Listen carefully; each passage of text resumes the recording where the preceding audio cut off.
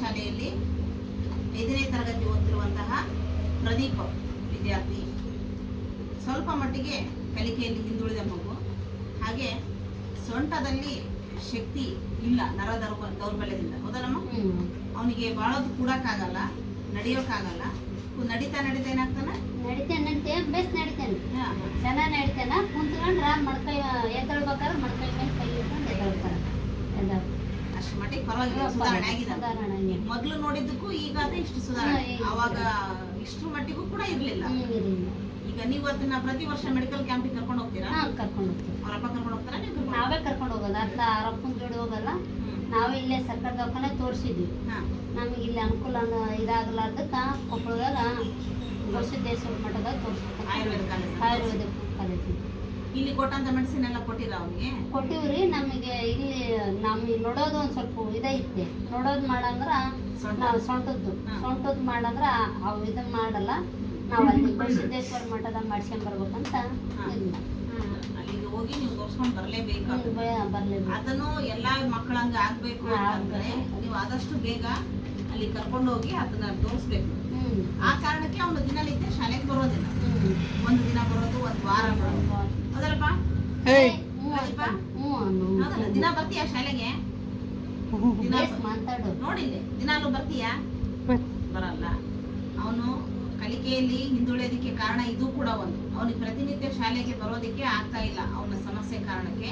ಹಂಗಾಗಿ ನಾವೇ ವಾರದಲ್ಲಿ ಒಂದ್ಸಲ ಅವನಿಗೆ ಬಂದು ಪಾಠವನ್ನ ಹೇಳ್ಕೊಟ್ರೆ ಈ ದಾರಿಗೆ ಬಂದಿದ್ದಾನ.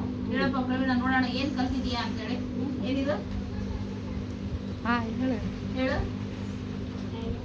ಅರಸ, ಅರಸ, ಆಳು, ಇಲಿ, ಈಶ್ವರ, ಉಂಡಿ, ಊರು, ಋಷಿ, ರೂ, ರೂ, ಎತ್ತು. ನೀನು ಓದು ನೋಡೋಣ. ಮನೆ ಹೇಳಿದ್ದಲ್ಲ, ಶಾಲೆಗೆ ಬಂದಾಗ ಹೇಳ್ಕೊಟ್ಟತ್ತೆ.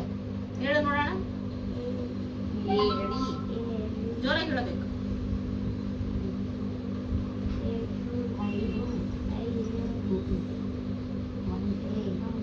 ಅಮ್ಮ ಹೇಳಕತ್ತಾರ, ನೀನ್ ಹೇಳಬೇಕು.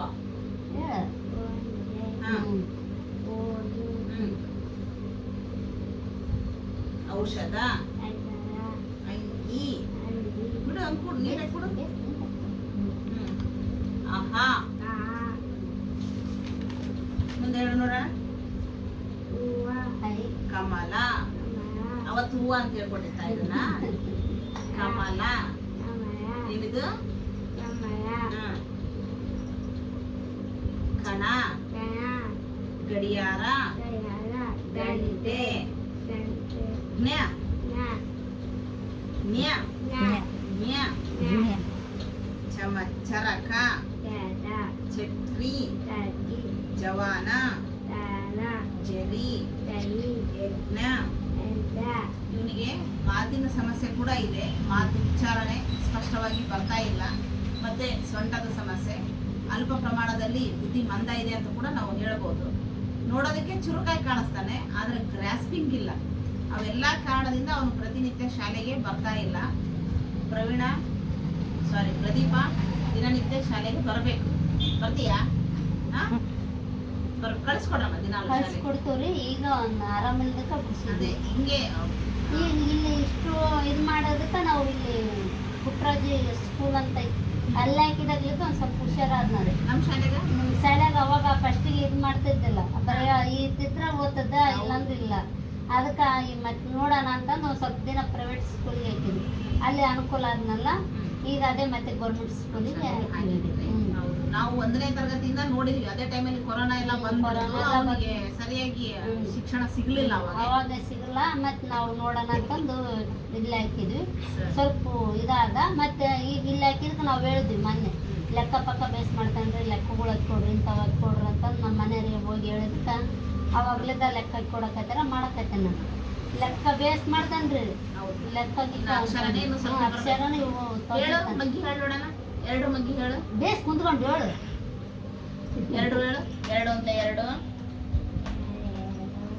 2 ಸೇರಿಸಿದ್ರೆ ಎಷ್ಟಾಗುತ್ತೆ ಹೇಳು? 2 ಸೇರಿಸಿ ಹಿಡ್ಕೊ, ಕೈ ಹಿಡ್ಕೊ ಹಿಂಗೆ. 2 2 ಎಷ್ಟಾಯ್ತು? ಹೇಳ್ತೀಯಲ್ಲ ಅಣ್ಣಂದು ಎಷ್ಟಾಗಿತ್ತು ಎಣಸು. ನನ್ ಬೆರಳು ಎಣಸು. 4 ಆಯ್ತು. 2ಕ್ಕೆ 3 ಸೇರಿಸಿದ್ರೆ 5. Very good. 5ಕ್ಕೆ 3 ಸೇರಿಸಿದ್ರೆ